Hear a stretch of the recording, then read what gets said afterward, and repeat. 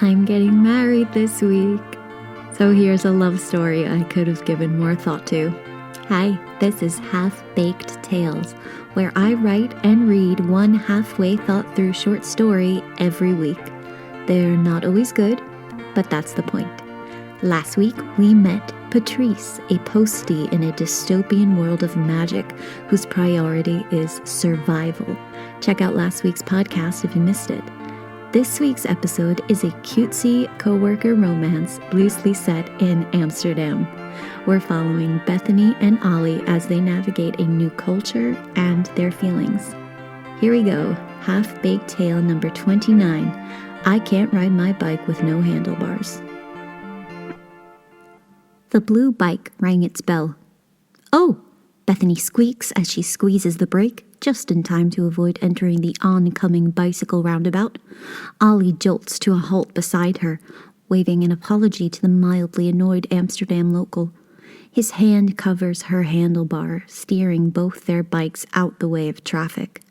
Bethany peeks up at him, then smiles big and bright and thanks.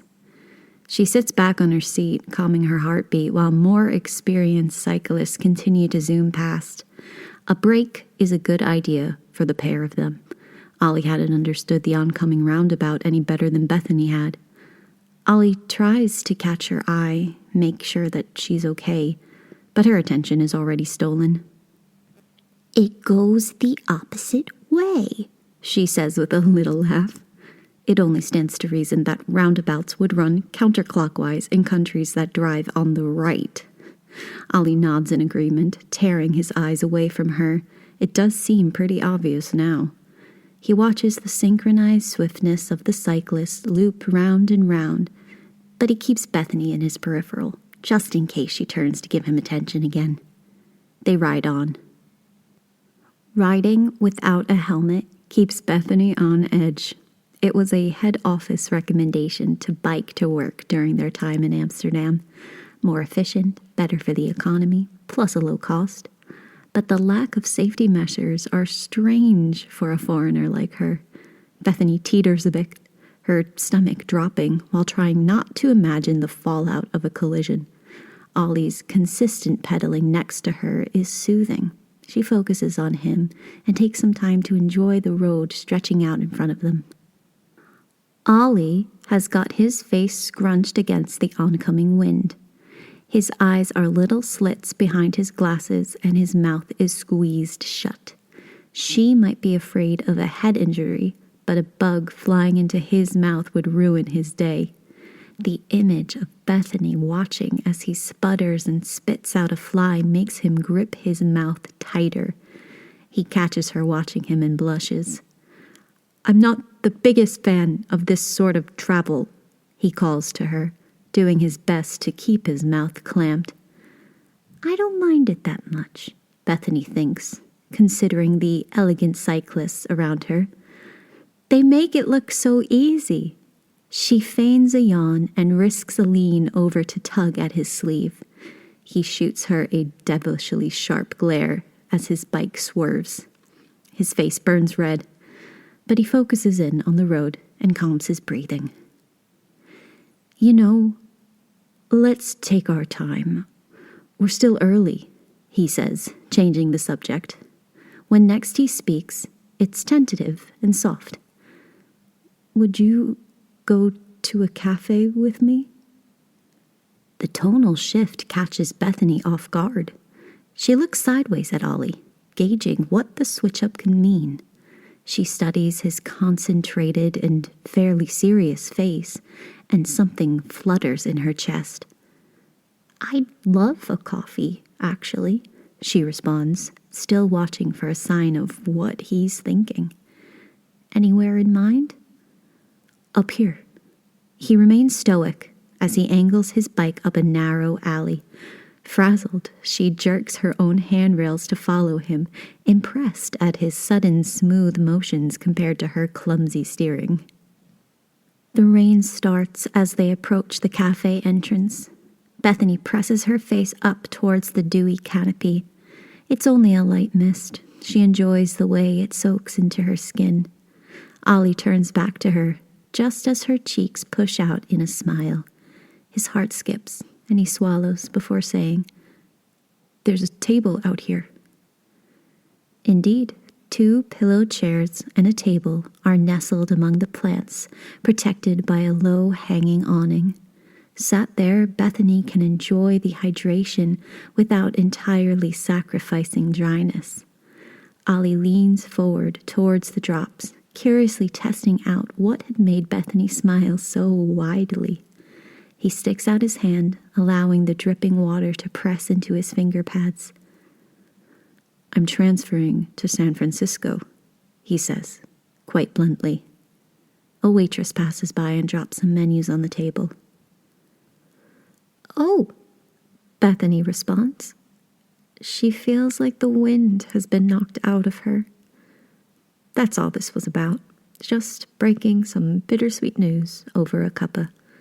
She wonders at this man's ability to surprise her, his displeasure at cycling, yet his effortless riding style, how helpful yet aloof he is. Ollie keeps Bethany on her toes. He has since he joined her team at work, a stony-faced yet goofy confidant. Her chest feels heavy, but she's so happy for him. There won't be anyone like Ollie at work again, but she thinks he deserves the world.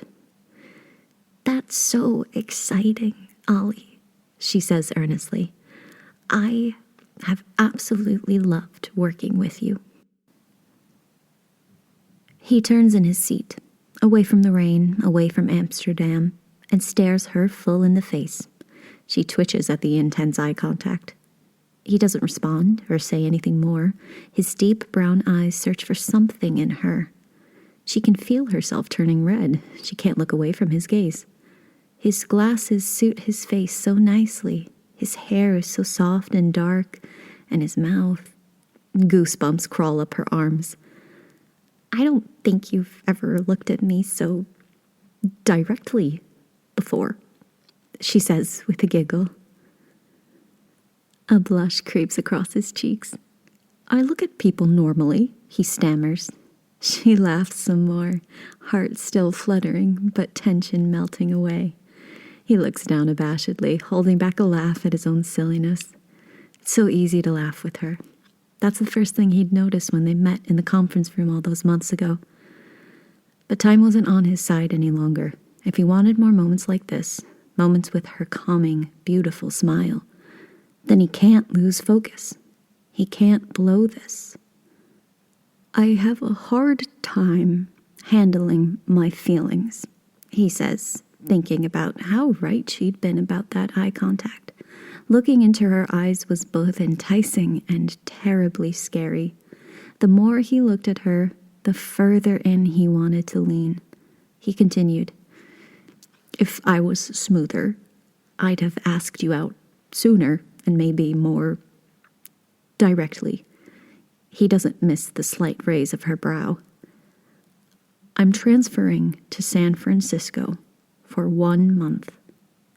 Then I can stay or I can return." There's no indication in her face of what she's feeling. Ollie is terrified that he's about to lose her in his life for good. He can do this. "I want to take you out. Will you go out with me to dinner or drinks or anything you'd like? I'd just like to be with you."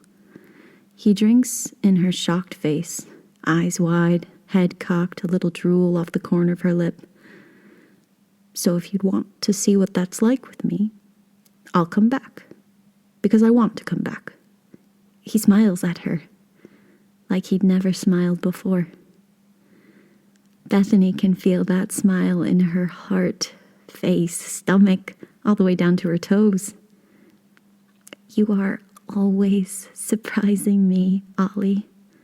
Please come back. Please do."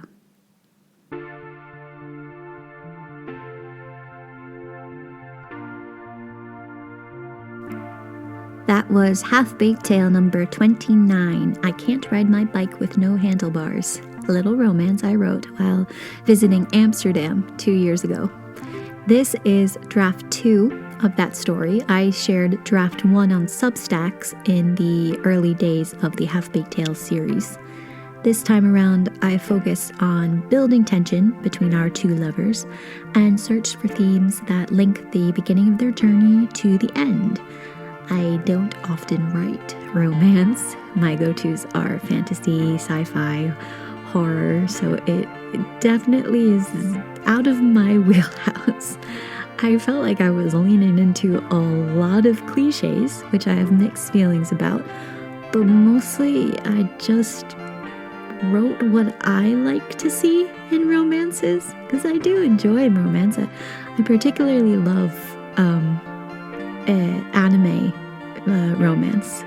My two favorites are A Sign of Affection and Cherry Magic, two very slice of life, lovely romantic stories with beautiful characters that just leave you feeling light and fluffy and nice. But I often let my character development slip and I put all my energy into plot. So this was actually a really great exercise, really just focusing on these characters. So I'm hoping I develop their personalities and general attraction to each other well and clearly. This is a bit of a shorter episode this week. It turns out planning a wedding is very time consuming. So I'm going to wrap it up here. If you enjoy this podcast, please comment, like, follow, and most importantly, tell a friend.